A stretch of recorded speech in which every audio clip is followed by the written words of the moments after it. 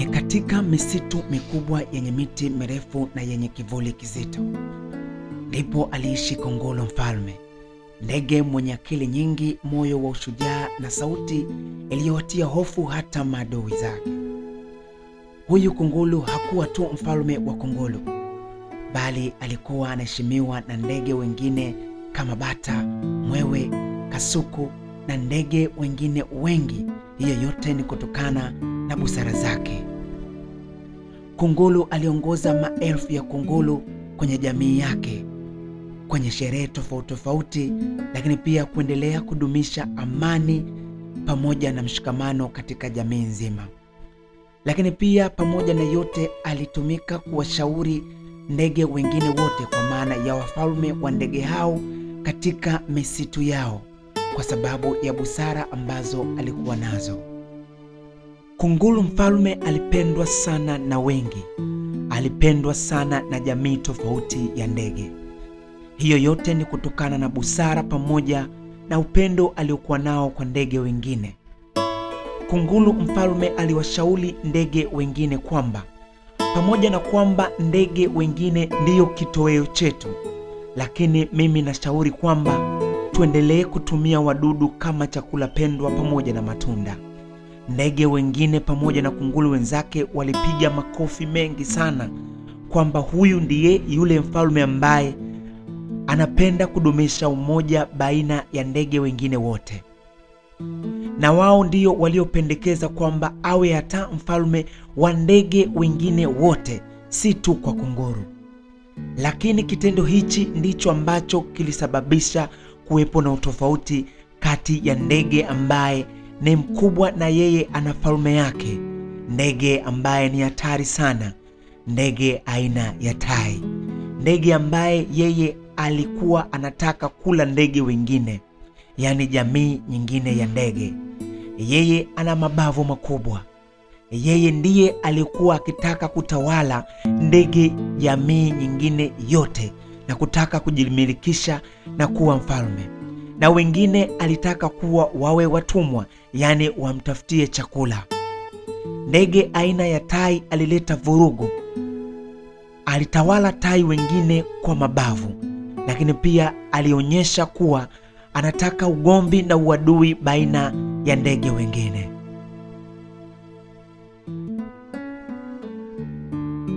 Habari zilitapakaa na kumfikia mfalme Kunguru. Yaani Kunguru mfalme alipata taarifa kwamba tai wanasumbua jamii nyingine ya ndege, wanavamia kwenye viota na kubeba mayai, wanavamia kwenye kambi zao na kula hata ndege wengine wakubwa. Makubaliano ambayo yalifanyika wao wanayakiuka. Hawataki tena wadudu wala matunda, wao walikuwa wanataka nyama ya ndege wengine, yani jamii nyingine ya ndege walikuwa wanaliwa sana na hawa tai. Taarifa ilivyomfikia, basi kwa sababu ya akili na busara nyingi, alienda kuwatembelea tai. Alifika mpaka kwa mfalme tai na kuweza kuongea naye. Akasema taarifa zinatapakaa kwamba hamfuati yale mambo ambayo tulizungumza. Nini shida? Kwa nini unafanya vurugu kwa ndege wengine?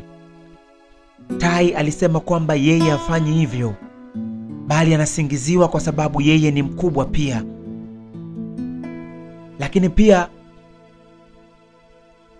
uso wa tai, yani mfalme wa tai, ulionyesha kwamba yeye anataka kuwa mfalme, anataka kutawala himaya yote ya misitu, kitu ambacho aliondoka nacho Kunguru mfalme. Na alipofika Kunguru mfalme alidiskasi pamoja na majeshi yake, lakini pia alitembelea tena kwa jamii nyingine ya ndege, na kwamba alizungumza nao mambo kadha wa kadha ya kuweza kufanya mipango ya kuweza kuondoa kabisa tai ama kuwaua, kwa sababu wao walikuwa hawaelewi. Kucha zao pamoja na midomo yao ilionyesha kwamba wao ni wanaubavu. Kunguru mfalme hakuweza haya kwa akili yake peke yake. Aliamua kutembelea jamii ya watu, kwa maana ya watoto wadogo, kwa ubunifu pamoja na akili nyingi na mambo ambayo walizungumza pamoja na wale watoto, kwa sababu kunguru alikuwa na akili nyingi misili ya mtoto wa miaka 7. Aliweza kuzungumza nao vizuri na wakaweza kumpa akili ama nyanzo ama njia ambazo anaweza kuzifanya ili kuweza kuondoa ama kushinda dhidi ya hawa tai ambao wanaleta vurugu na kula ndege wengine. Baada ya kunguru mfalme kufanya vikao na ndege wengine, kwa maana ya jamii nyingine ya ndege, walikubaliana kwamba waandae mipango ya kuweza kuondoa hawa tai, yani kuwamaliza kabisa. Habari ziliendelea kutapakaa baina ya ndege ama jamii tofauti za ndege kwamba sasa kuna mpango kazi ambao unakuja kwa ajili ya kwenda kuwateketeza hawa tai ambao wanawavamia ndege tofauti. Basi mfalme wa tai wote, naye aliweza kupata hizi taarifa ama fununu ambazo zinaendelea huko kwa jamii nyingine ya tai kwamba watavamiwa na kisha kuweza kuuliwa ama kuuawa. Ndipo aliandaa majeshi pamoja na mipango ya kwamba waende wakaombe radhi kwa jamii nyingine ya ndege, kwani wao pia wanataka kuendelea kuishi, kwa sababu walijua kabisa umoja wa hawa ndege wote wao hawawezi kushinda hivi vita. Watauawa na kuondolewa kabisa, yani jamii yao nzima itauawa na kupotea kabisa katika hii misitu. Basi tai mfalme alichapa mbawa zake na kwenda moja kwa moja kwenye jamii ya kunguru. Alienda kuonana na mfalme kunguru, aliomba radhi na kwamba aliomba taarifa zake ziweze kuwafikia jamii yote ya ndege, kwamba wanaomba radhi na kwamba hawataweza kurudia tena haya makosa. Watarudi kuendelea kula ndege pamoja na matunda kama chakula chao cha kwanza kabisa na kuweza kuwafanya waendelee kuishi. Aliomba radhi kubwa sana na kunguru mfalme, pamoja na kuwa na busara kubwa na ile elimu pamoja na akili nyingi alikuwa nazo, basi aliwapa msamaha moja kwa moja. Alienda kuzungumza na jamii ya mwewe, alienda kuzungumza na jamii ya bata, alienda pia kuzungumza na jamii tofauti za ndege na kuhakikisha kwamba wanaweza kuwasamehe hawa tai.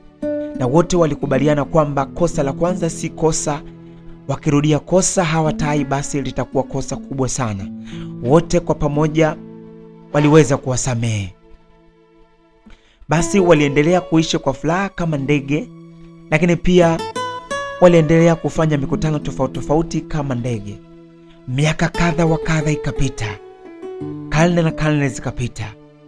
Mfalme tai na hamu ya nyama ya ndege, kila akiwaona wanatamani. Basi wakaamua kuingia kwenye mifumo ya nguvu za giza. Walitengeneza madawa tofauti, wakawa wanawavamia usiku pasipo wao kujua na kuondoka na ndege wengi sana. Waliteka ndege na kufanya umafia wa hali ya juu. Walifanya vitu ambavyo viliwafanya ndege wengine waumie, wengine kuamka na vidonda vikubwa, wengine vichwa hawana kwa maana wamekufa, miguu hawana, vilema na vitu kama hivyo. Hizi taarifa zikamfikia tena kunguru mfalme, naye akaandaa majeshi vizuri, akawatembelea watoto binadamu. Lengo ni kufanya nao vikao ili aweze kushauriwa na kupata mbinu mbadala za kuweza kushinda vita hivi vikubwa dhidi ya tai.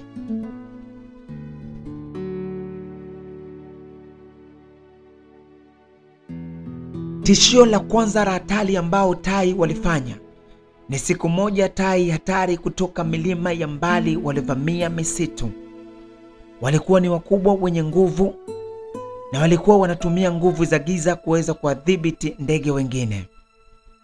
Walianza kuwinda, kuteka ndege wadogo kwa ajili ya chakula na utumwa. Hofu ilitawala kwenye misitu. Ndege wengi walikimbia makazi yao, wengine walijificha. Miti haikuimba tena kwa maana ya kelele zile ambazo za ndege kwenye misitu mirefu na miti mikubwa zilitoweka kabisa. Lakini kunguru mfalme hakukubali kuona jamii ya ndege inaangamia kiasi hichi. aliwaita wafalme kutoka kwenye jamii tofauti tofauti za ndege, kisha akafanya vikao nao. Baada ya hapo akagawa majukumu kulingana na sifa za jamii ya ndege husika. Lengo ni kutengeneza mbinu mbadala za kuweza kuishinda vita hii dhidi ya tai hawa hatari.